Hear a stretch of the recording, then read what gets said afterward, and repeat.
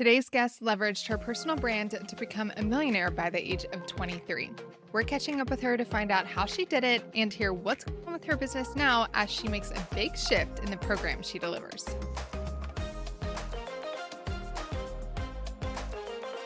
Lauren Tickner is the founder of Impact School. She became a millionaire by the age of 23 and has been on the same stages as people like Alex Hormozy, Gary Vee, and has been able to interview people like Grant Cardone.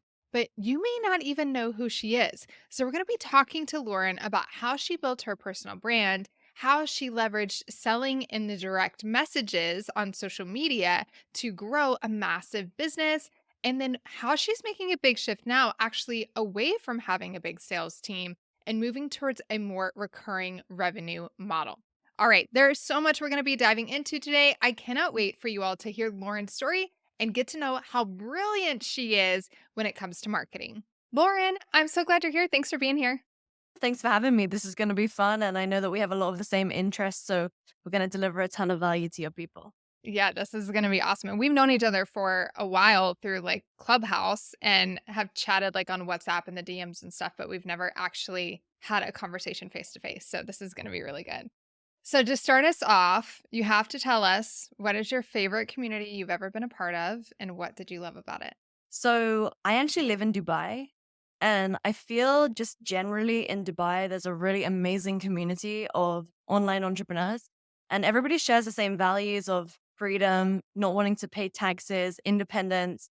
And they're my people. Everybody's pretty into health and fitness as well. And so when it comes down to like general communities, I'd say that's my favorite. My second favorite when it comes to business, let's say, I'm a part of Simple Operations, which is a program run by Alex Shoffin. And this has just been incredible for my company as a whole because my like operator general manager, didn't really have anyone that she was like friends with, but she gets to be around a bunch of other operations people. And I feel that's really helped our business as a whole get to the next level. And for me personally, it's been amazing because it's like a very vulnerable room when you're around a bunch of other CEOs. And Alex is just smart as hell. So I love that guy.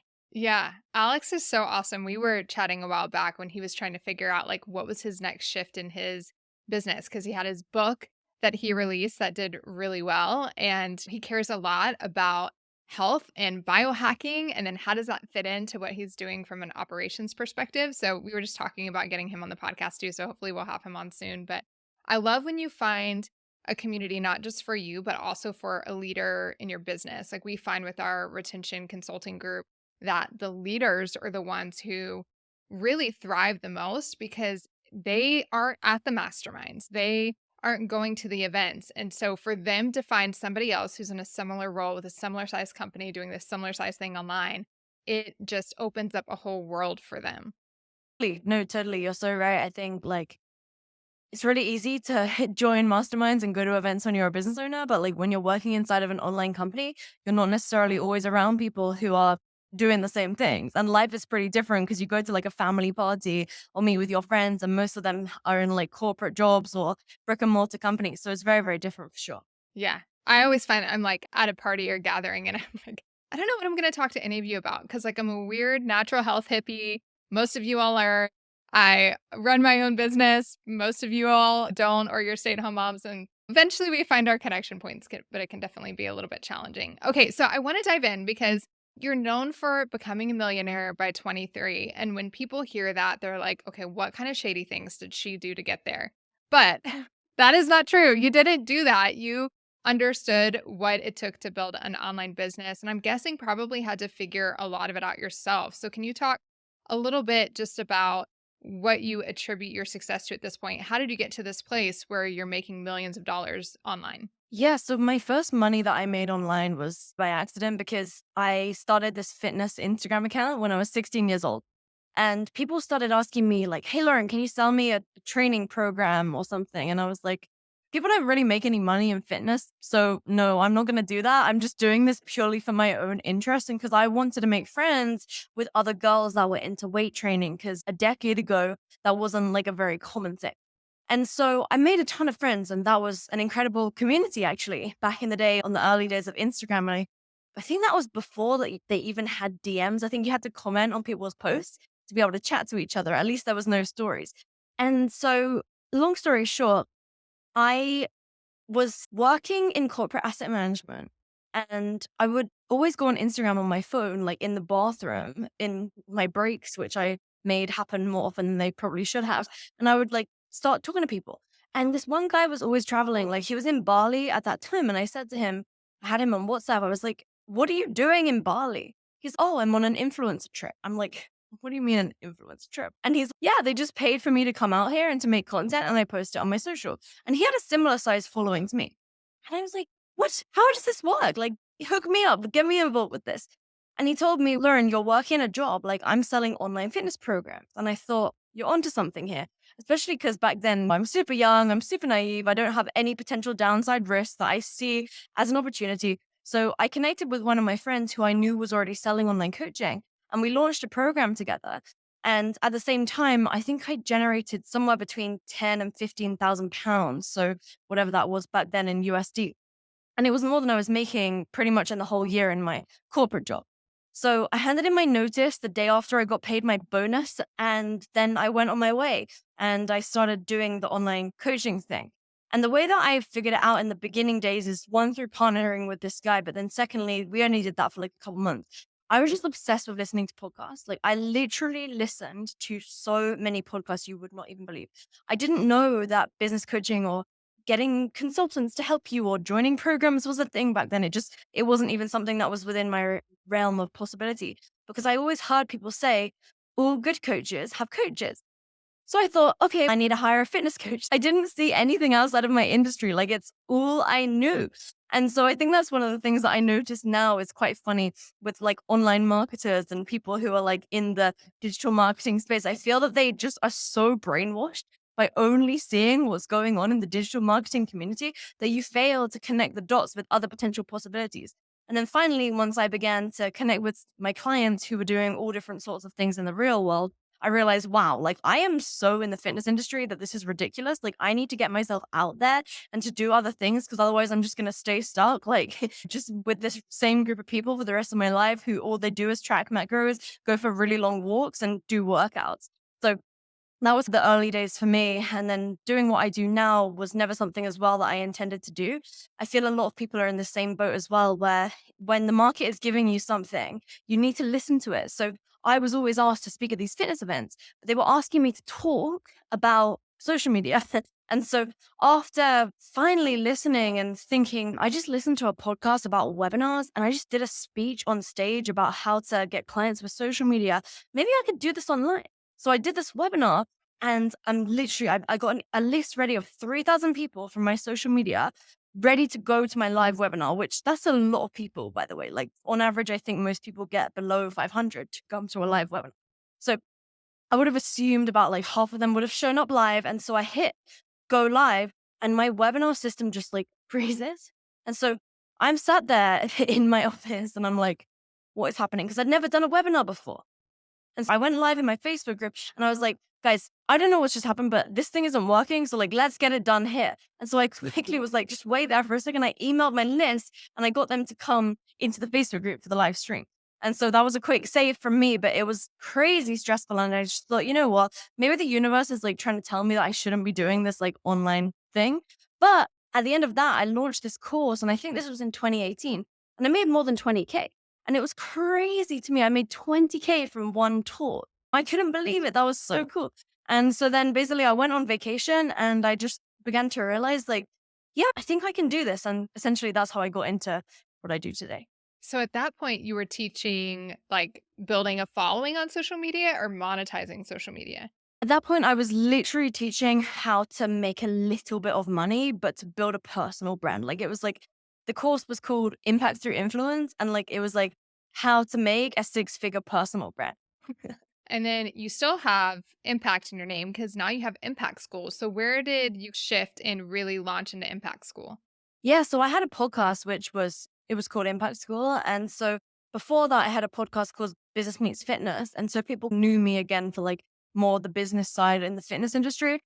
And then what would end up happening is I kept getting all these DMs from like productivity coaches or people who had agencies.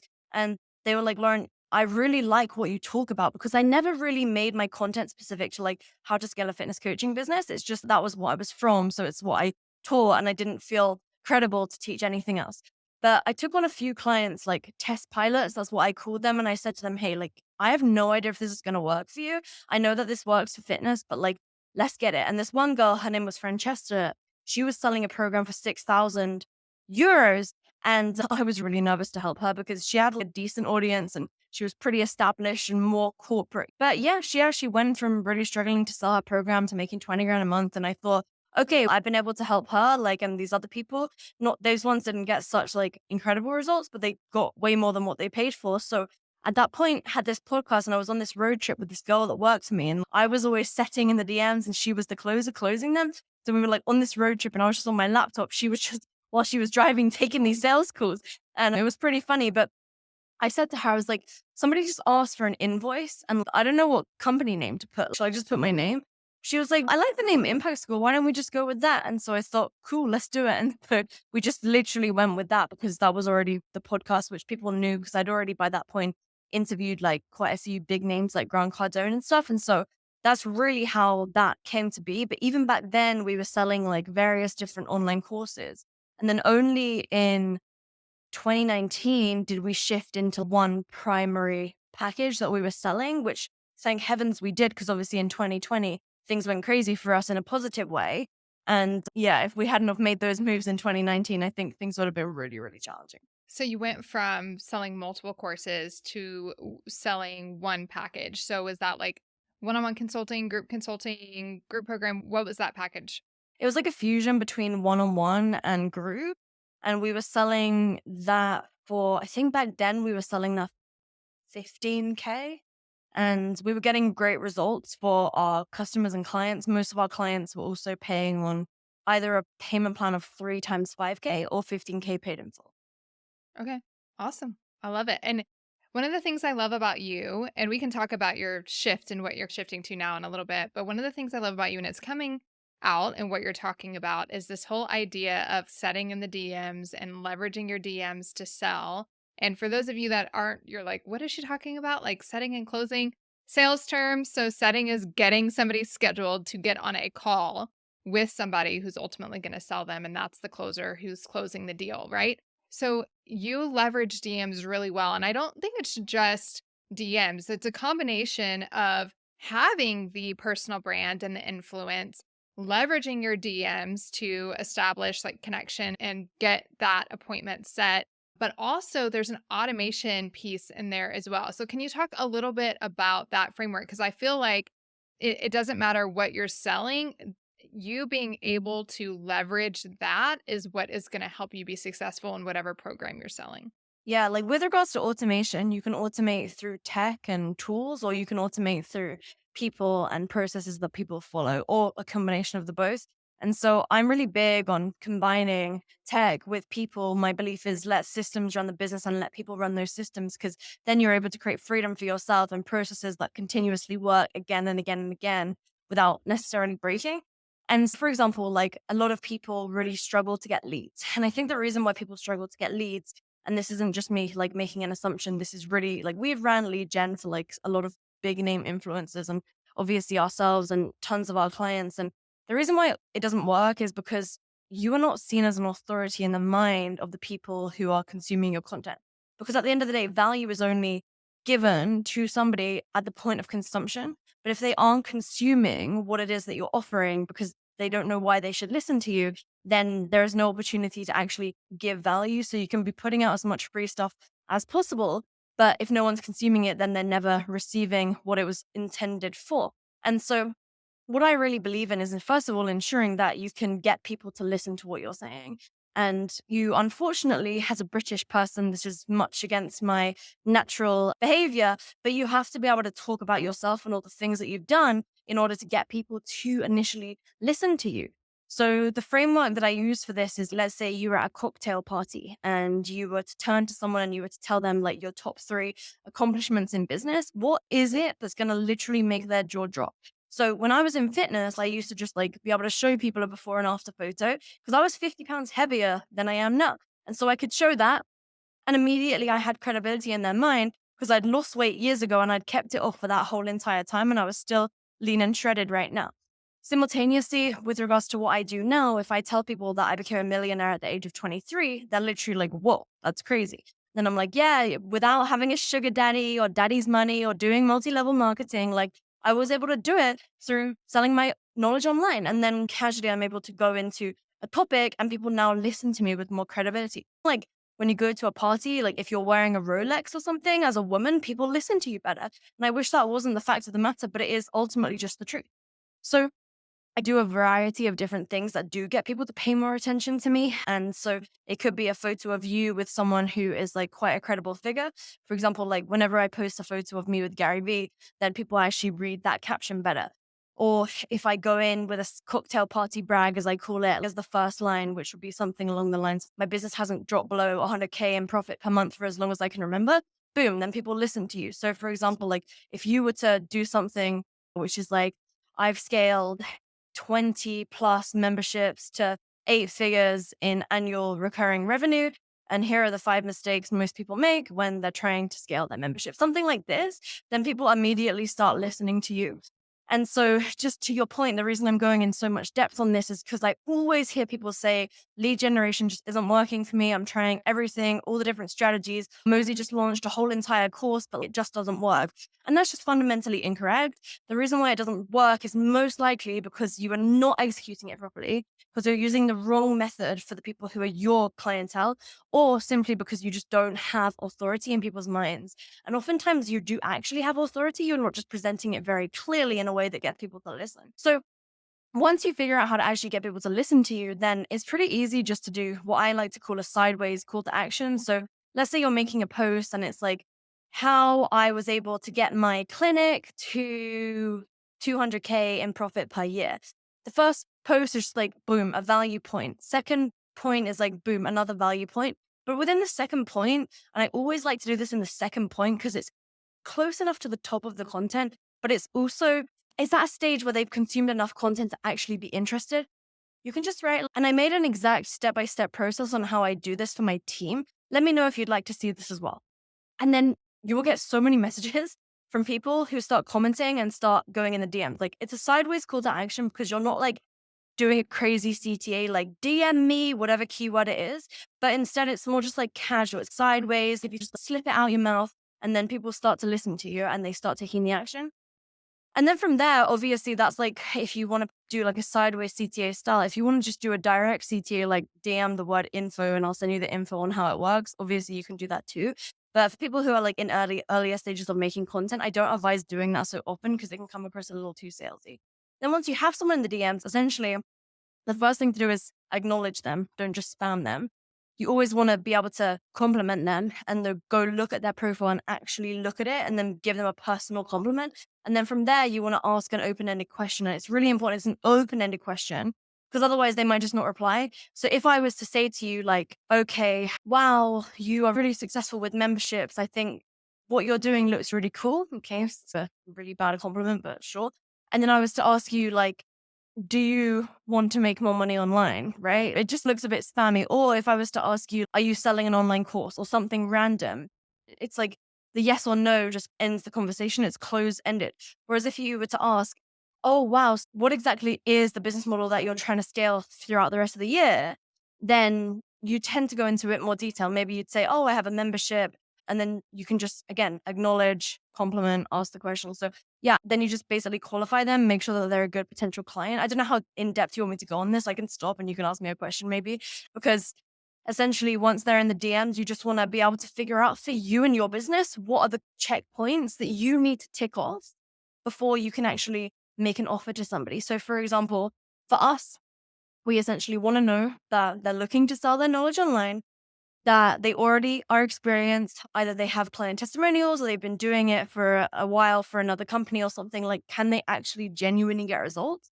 And then the third and final thing is that they have intent to start working with us right now. So we don't just directly say, do you have intent to work with me and pay me money right now? We'll ask an open-ended question, say, oh, okay, so you mentioned that you'd watched the webinar about the 7 areas of impact. Just out of interest, what in particular took your fancy and wanted to make you reach out? And they'll say, oh, I've been really struggling to get leads and it made it clear to me as to why I can't get leads and blah, blah, blah, blah, blah. And I really want to start working with you guys right now. Boom. At that point, that's when we would send the offer. If they didn't say that last sentence, which was like, and I want to work with you right now, then we would ask another open-ended question to try and figure out their level of intent. And are they here just to chat, or are they here because they're actually interested? And if it's taking like more than 3 messages for us to figure that out, we would just say, you know what? It seems like you found us at a really great time actually right now, because it's the last day of the month. Make a reason as to why they should take action now. It is the last day of the month. Because it's the last day of the month, we thought that and by the way, like you can say whatever it is, but there's this really cool study about someone cutting in a line. And when they gave a reason as to why they were cutting in the line, the other people around them didn't really care. Whereas if they just cut in the line, like the people around them got pissed off. So because it's the last day of the month, because it's the first day of the month, because it's just about to be Labor Day, whatever it happens to be, we thought that it would be something that you're potentially interested in is getting into our Impacts OS. Would you be open to me sending a quick video? It's only 7.5 minutes on double speed, where I can break down all the information for you. And they'll say yes or no, I'm not interested right now. If not interested, cool, move on. If interested, okay, great. What's your best email address? And I'll send that over, pop it in the CRM, boom, email it over. And then in 5 minutes, follow up with them on the chat. I emailed that over to you. Did you get it? They send yes or no. They got it. Okay, cool. I can wait right here while you check that out right now. Do you have 7.5 minutes to watch that right now? Most of the time they'll say, yeah, cool, I'll check it out. Then go back to them 5 minutes later, how we looking? And then from there, you just want the video to actually, like oftentimes it's probably about 20%. They'll actually just go through and book the call themselves. And if they don't, then depending on where you're talking to them, you could just phone them up. Because your video is actually getting them to book, right? Like at the end, you'll give them an option to book. Yeah, and we've also had a video as well and we've done this, we're testing them both right now just because I don't have a giant DM sales team right now and I don't really want that anymore. I'm actually trying to get the video gets them to apply. And then once they've applied, we approve them or we decline them. And if they are approved, then they pay $100 to get on a sales call with a member of my team. So at the moment, we are not trying to sell in the DMs, but however, we did that for about 4 years where in the video, there'd be two options. Like, are you at this stage or this stage of business? And at the end of the video, it would say, let me know which stage you're at, this stage or this stage. And then they would come back in the DMs and they would say, oh, I'm at the lead and scale phase or whatever it was. And then from there, it was pretty easy for us just to continue the conversation. Okay, great. So in that case, then you'd be a really good fit. Oh, that makes sense. So they're self-selecting where they are, and then I've got program A or program B, or they're not a fit for my one program, so we're going to send them in a different direction. I love this. And so you had a team that was helping you do this. Obviously, if you're listening to this and you're just like a one-person team or you've got a small team, you can do this as well. Did you ever incorporate nowadays everybody's like you've got to use ManyChat. My team just started, we haven't used ManyChat for a long time because for me it was all about I had the capacity to do it personally, and so I would if I could. Now, if it went beyond that, we're going to incorporate ManyChat. And so it did go beyond that. So they've been working on ManyChat, and I'm going back. I actually told my assistant this morning, I was like, I'm going into ManyChat myself, and I'm going to reconfigure this whole thing because it just doesn't feel like me. It doesn't feel super personal. It doesn't feel like it's starting conversation. So, did you ever incorporate a tool like a DM automation tool like ManyChat? Do you leverage that a lot? Yeah, like on personal Facebook, I don't really think that it's a good idea to do that. On Instagram and Facebook page, yeah, of course. On LinkedIn as well. So essentially, I don't use ManyChat. I've used it before. I just found it. We dropped 75% of our sales calls in the year 2020 because we tried to automate the whole process. So I don't believe in doing that. Instead, we just automate the initial part and then a human comes in and enters. So we essentially break all of our content and then, of course, all of our lead generation down into 3 categories, which is top of the funnel, middle of the funnel, bottom of the funnel. And anything that's bottom of the funnel, that's the only ones where our team jumps in. We used to jump in on middle and top of the funnel as well. But once we analyzed the data and we looked at, okay, we just had 50 members join our membership in a month. And so let's look and see what is the journey of these customers. 0 of them had come from top of the funnel content, like literally 0. All of them had seen at least one piece of bottom of the funnel content. So at least now we know, okay, our assumption was correct. So we're just not going to waste our time on that. And I'm not trying to right now build like a really big team. I don't want that anymore. I'm trying to instead make our marketing assets so strong that the marketing does the majority of the work instead of like needing to always have 10 plus people in the DMs like I had before, which was crazy. So just going back to your point, we actually white label go high level for our clients. And so we've built all of the DM automations on behalf of the client anyways, whereby when they use our version of, we call it My Scale Systems, when they use that, we've just got it all there ready for them because we made all the mistakes already. So we don't want our customers to like try and go ahead and start making all those mistakes as well. And so I would say with regards to, yeah, like something like ManyChat or a chatbot or something, I think there's definitely ways like what we do where it's really, really organic. And I like as well how we get everything to go into our CRM at the right stage of the pipeline so that we don't have to then use a ton of zaps because it just gets really confusing because there's so many potential conversation flows. Yeah, that makes sense because it's all integrated inside of high level. So you can see whether it's email or chat communication, it's all associated with that one individual. Exactly. Yeah. And if they're coming in and for us, the keyword that we use is info. So if they say info, then we know that this is like a hot lead that we need to pay close attention to. Okay. So talk a little bit about that. You were talking about top, middle, bottom of the funnel content. How do you distinguish between the three? And is your call to action different for the three? Yeah. The call to action is different. So for bottom of the funnel, we have info. For middle of the funnel, we have result. And for top of the funnel, we have access. And so for the top and the middle of the funnel, we just get them to go to a free training. It's the same training for both. But the style of content that they see, whether it's organic or whether it's an ad, it has a different level of intent depending on whether it's top of the funnel or a middle of the funnel. So the middle of the funnel stuff tends to be like more frameworks, more customer case studies, etc. Whereas top of the funnel tends to be like more broad reaching and there's literally zero intent of becoming a client. And then when it comes to the bottom of the funnel, it's literally only like direct intent of becoming a client and learning exactly how our system can work for them. So at this point, if you're doing something for top or middle of the funnel, your goal is to es- essentially establish trust with them, but give them some basic frameworks that might help them in their business. But ultimately, if they use those frameworks, they get some results, then they might be ready for the bottom of the funnel. So you're just nurturing them down through there. Oftentimes, the middle of the funnel go directly into like a sales process. So oftentimes, because the content that they receive at the top of the funnel and the middle of the funnel, because it's the same, there is an opportunity at the end to apply. It's just that what we've noticed is that when someone comes through a top of the funnel front end that they see on social or from ads, like we're not running ads right now, but we will be, like we won't bother running any ads to the top of the funnel stuff just because like nobody ever applies from that. And so while it's good to get people into our email list and in our indoctrination, we find that directly they never, if they come, like literally never, this has never happened, where they come from a top of the funnel content and from that piece of top of the funnel, they never apply. Like it just doesn't happen like that. So instead, what we found is that through the middle of the funnel, then oftentimes people do go ahead and apply, but that's only around 30% of our overall application. The majority of our applications by absolute far come from the bottom of the funnel content, which is actually a totally different video. It's more of a VSL. So it's like a 7.5 minutes on 2 times speed video, so 15 minutes. And it really just breaks down like this is exactly what the impact operating system is.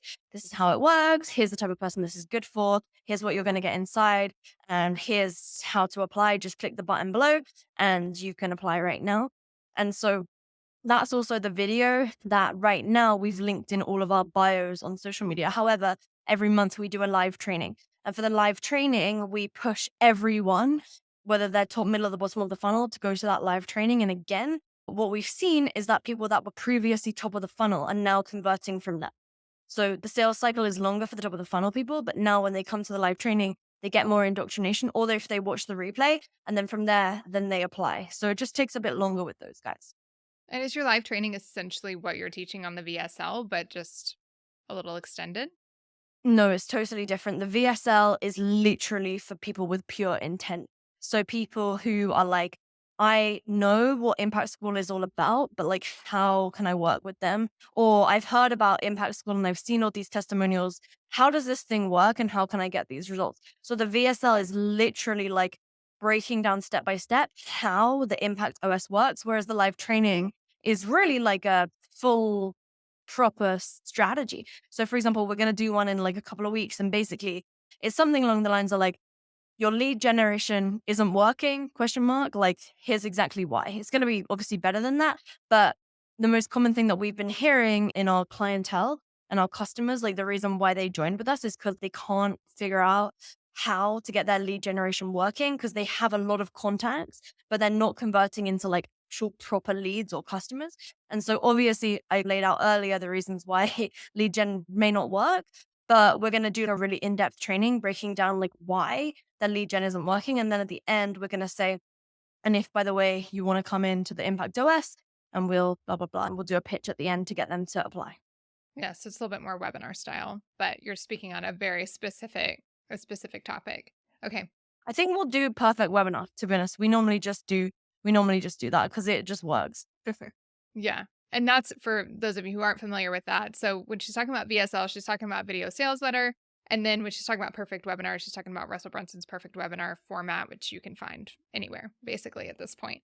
Okay, but you are making some big shifts right now, which I think is awesome. So you and I are both in the school community. Sam's built an awesome platform. You all have heard me talk about it before. You've seen the interviews that I've done with Sam for school. And Lauren did a post in there. We already had this podcast episode scheduled, but I was like, whoa, whoa, whoa, wait a second. Like she's making a big shift.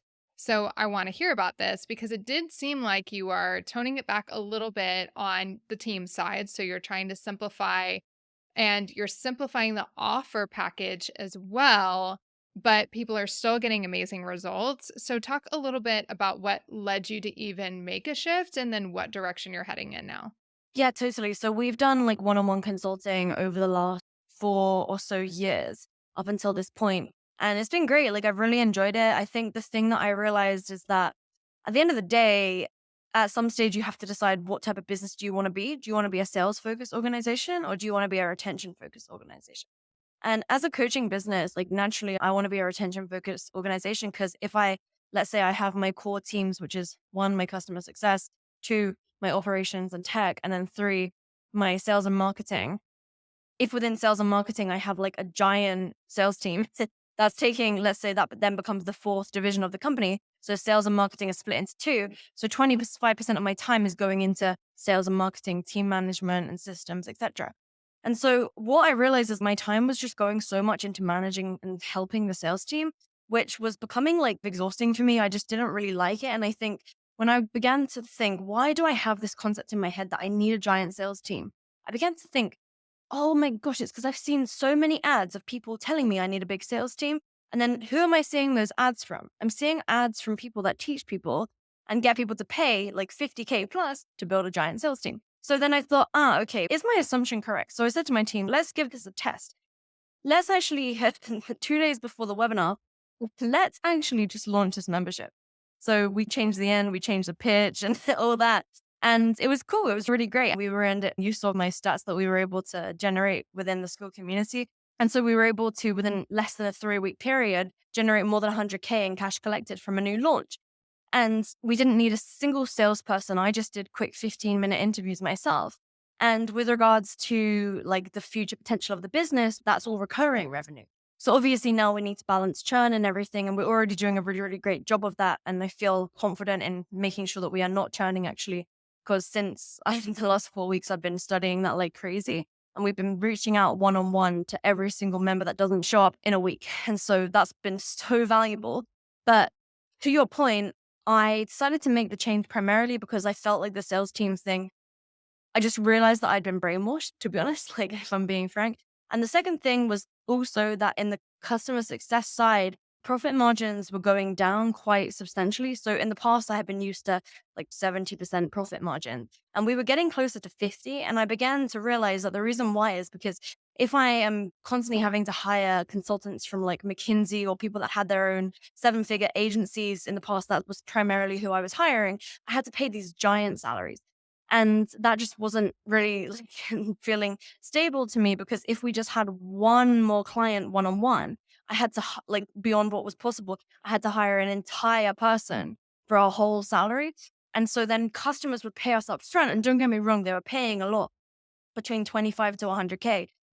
But once they paid, then there was no more cash flow coming in until they renewed. And so we then had to spend the next 6 months essentially using that money that we had been paid to go out to the team which again, the profit margins, like for most, if you had an e-com business and you were to say 50% profit margins, they're going to be like, that's crazy high. But to me, that wasn't high. And that was actually causing me personally like a lot of stress because I just saw it going down and down and down. And I thought, I wonder how much further down this is going to go. And so at the end of the day, I just realized like, you know what? I'm in this simple operations and they run their business this way. Let's give it a go. And so we did it and it's been interesting because obviously we still have one-on-one that we're selling just for a short period of time. We're not trying to sell it massively. We're only going to max out like one of our consultants on our team. So our cash flow that we've been used to having has been a little lower than before because obviously we switched to the membership model. But I'm more in this for the long game now because I want monthly recurring revenue and I want to be able to get this to a point where we can sell it without needing my face and my name. So everything holistically will just compile together. And this seemed like the right direction for us to go in as a company. Yeah, it's crazy because we're making the same shift. I've talked about this a little bit on the podcast, but we're shifting from me doing primarily one on one consulting, having a ton of one on one clients, to the group consulting model, group model. It's a recurring revenue membership. And for me, I actually think they are getting more value because they have all of the other business owners and leaders in there as well that are contributing to the conversation. And honestly, there many of them are able to move at the same speed that my one-on-one clients are. So I'm excited about this model and I'm glad that you're moving to it. And just for everybody's context, she's not talking about like a $97 a month membership. We interview people here who have really low ticket, like $27 a month memberships, all the way up to a higher ticket membership. So I'm guessing yours is probably more in the $1,000 to $2,000 a month. Is that kind of the range right now? Yeah, so we do 1,200 every 4 weeks and we bill every 4 weeks instead of every month because there's an extra billing cycle. Like there's 13 4 week periods in the year rather than 12 if it was monthly. Yeah, makes sense. And so how many people do you have in your program right now? In school, let's see, we have 97. And then how many of them on my team? 6 of them on my team who are in there.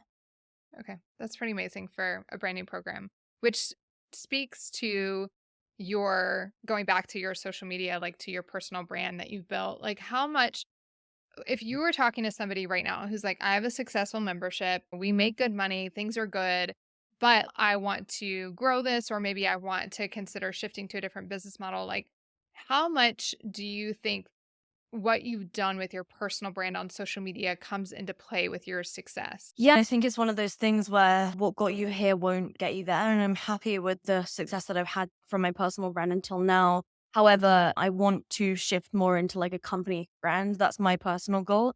And so I think if you want a really, really nice cash flowing business, then I think personal branding is literally everything. If you want to like try and exit your business one day, then you need to be able to make sales and generate client results without needing you.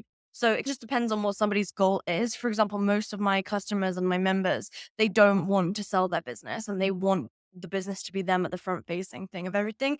And so I think like personal branding is just a case of committing to it and putting out content. I think you can obviously hire ghostwriters and everything, but at the end of the day, it's one of those things where if you're not showing up as you and your personality, then it's just not going to be as efficient as you want it to be.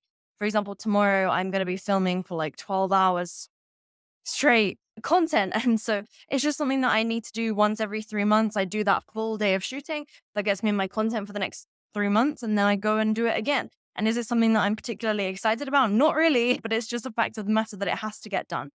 And so when you build a personal brand and when you're able to build an audience around yourself and your interests and your personality, then the beautiful thing is you can sell more or less anything as long as it is something that you're actually qualified to speak on. So like I did first fitness and I did personal branding, then I did lead generation stuff. And now obviously I'm doing what I'm doing today, which is really all about helping people sell and scale their knowledge online.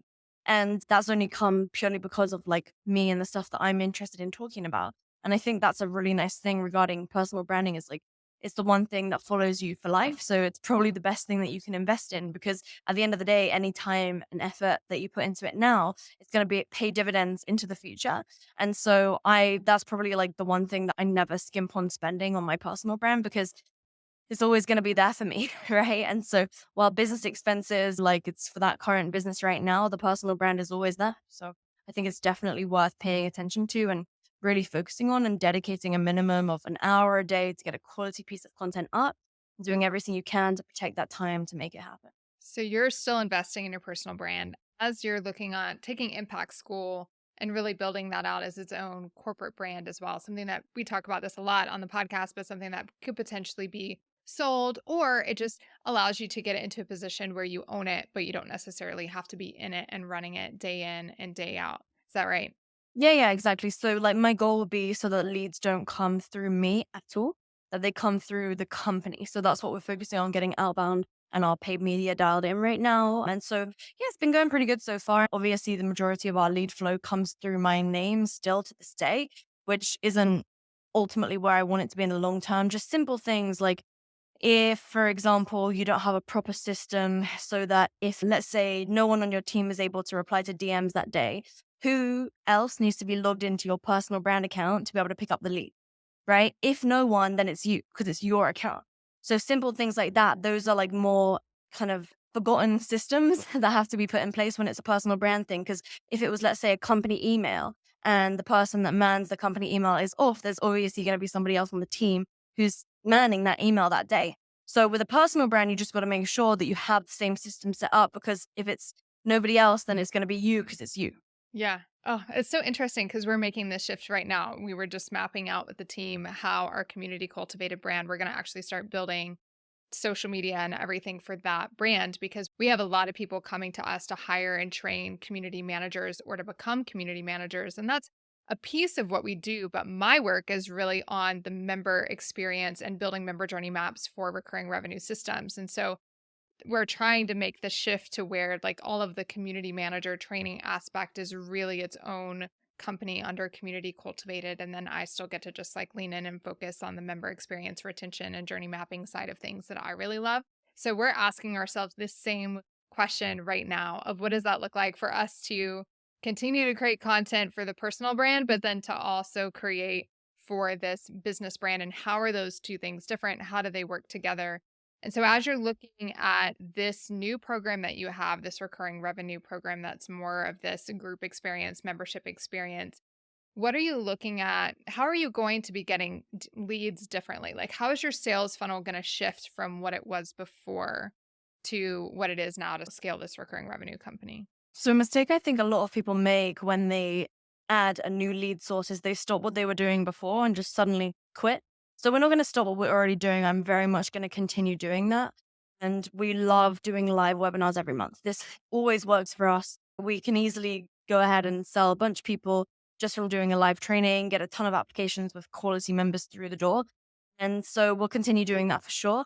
The way that we're going to start things is instead of just trying to randomly do something totally different, we're at first just going to start inviting a cold audience and lookalike audiences to the live training. So that's going to be the first thing. So that's literally the most simple thing. It's like we're already right now trying to sell, we're trying to give free stuff, different free stuff to the same audience repeatedly, which is my audience and the Impact School email list, which is like 50,000 or so.